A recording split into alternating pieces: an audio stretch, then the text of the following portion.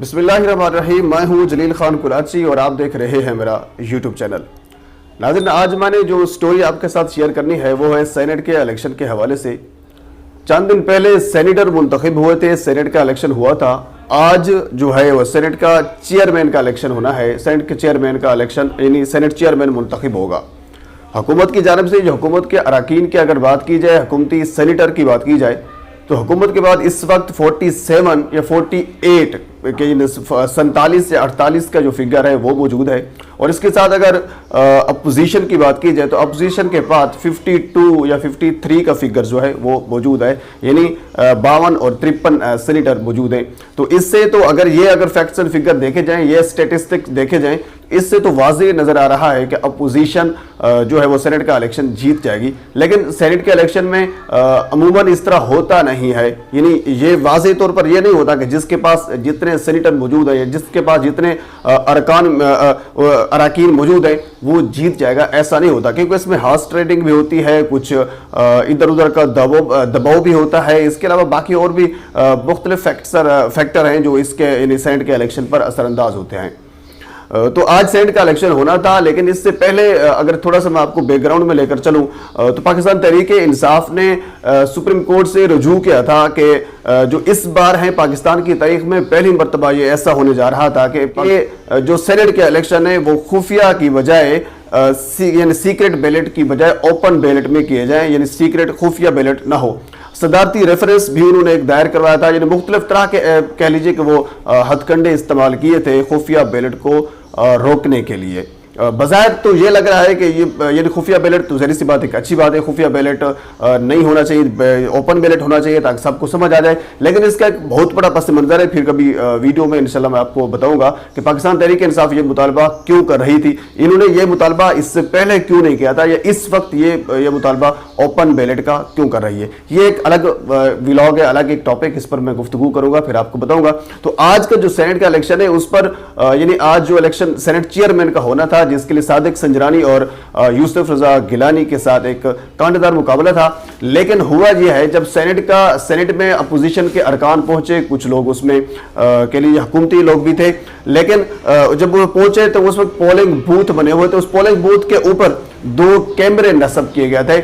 लेकिन क्योंकि supreme court का फैसला है 226 जो 226 आर्टिकल के तहत सुप्रीम कोर्ट ये फैसला दे चुकी है कि वोट की सीक्रेसी को आप खत्म नहीं कर सकते, यानी खुफिया बैलेट जो है उसको खत्म नहीं कर सकते। बज़ाहिर इस वक्त यानी जब मुसद्दिक मलिक पाकिस्तान मुस्लिम लीग नून के रहनुमा हैं, उन्होंने कैमरा पकड़ा और इसके साथ यानी पीपी के जो रहनुमा हैं, साबिक उसके स्पोक पर्सन भी रह चुके हैं बिलावल भुट्टो जरदारी के मुस्तफ़ा नवाज खोखर, सबसे पहले उन्होंने यानी कैमरे की जो तस्वीर है वो सोशल मीडिया पर शेयर की। कैमरे पकड़े, 2 कैमरे पकड़े गए जो पोलिंग बूथ के ऊपर लगाए गए थे। इसके बाद फिर अपोजिशन जो लीडर थे उन्होंने प्रेस कॉन्फ्रेंस की। तो उस प्रेस कॉन्फ्रेंस में वो ये कह रहे थे मुसद्दिक मलिक कि 2 कैमरे लगाए गए थे और उन 2 कैमरों का फोकस ये था, एक कैमरा उस जगह पर लगाया गया था यानी जो सेनेटर आएगा, जो बंदा आएगा वोट कास्ट करने, उसके मुंह पे, उसके चेहरे को फोकस करेगा कि ये बंदा कौन सा है।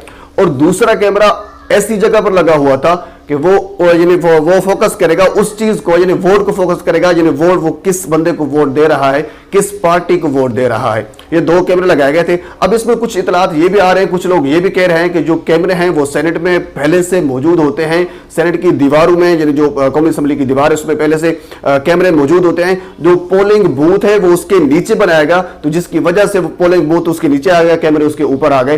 अब ये सवाल बाकी है कि क्या वो जानबूझकर उस जगह पर बनाया गया था पोलिंग बूथ जिसके ऊपर कैमरे हैं, या उनको पता नहीं था, वैसे उन्होंने पोलिंग बूथ बना दिया तो जिसकी वजह से कैमरे उधर आ गए। बट उसमें 2 कैमरे निकल आए हैं। जो वोट की सीक्रेसी है, जो खुफिया बैलेट का जो सुप्रीम कोर्ट का आर्डर है उसके वो खिलाफ वर्जी हो रही थी। तो उस वक्त अपोजिशन जो लीडर थे उन्होंने एहतजाज किया। और इसके अलावा जो पाकिस्तान पीपल पार्टी से ताल्लुक है रजा रबानी उस वक्त खड़े होकर ये कहा कि ये पाकिस्तान के आइन के खिलाफ है। इसी तरह जनाब इलेक्शन एक्ट 2017 है वो भी इस चीज़ की नफी करता है, इस चीज़ की नफी करता है कि जो खुफिया बैलेट है वो होगा। सेनेट के इलेक्शन के हवाले से सुप्रीम कोर्ट का वाज़ेह फैसला मौजूद है, सेनेट के अलावा से सेनेट इलेक्शन के हवाले से खुफिया बैलेट होगा।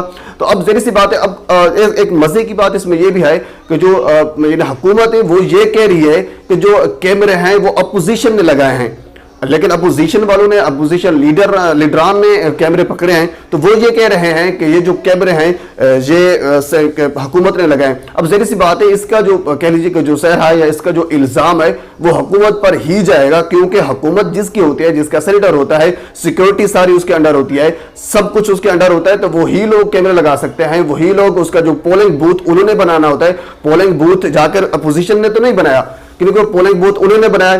اس وقت جب کیمرے انہوں نے پکڑے تو اس وقت جو پریزائڈنگ آفیسر تھے انہوں نے کاروائی روک دی اور یہ کہا کہ اب پولنگ بوتھ جہاں سے اس کو یعنی اکھاڑا جائے, اکھاڑ کر کسی اور جگہ پر لگایا جائے جہاں کیمرے یعنی موجود نہ ہوں. اور جو پارٹیز آپس میں الیکشن لڑ رہی ہیں ان دونوں پارٹیز کی موجودگی میں کسی ایسی جگہ پر پولنگ بوتھ نصب کیا جائے جہاں دونوں لوگوں کو, دونوں پارٹیز کو اعتراض نہ ہو. تو فی الحال 3 بجے تک جو الیکشن ہے وہ ملتوی کر دیا گا. 3 بجے کے بعد دوبارہ پولنگ شروع ہوگی اور اس کے بعد پھر دیکھا جائے گا کہ پاکستان تحریک انصاف یعنی حکومت کا جو بندہ ہے, حکومتی حمایت یافتہ جو امیدوار ہے صادق سنجرانی, کیا وہ جیتتے ہیں یا پھر اپوزیشن کا جو متفقہ امیدوار ہے سید یوسف رضا گیلانی وہ جیتتے ہیں. یہ دیکھنا ابھی بعد میں ہوگا.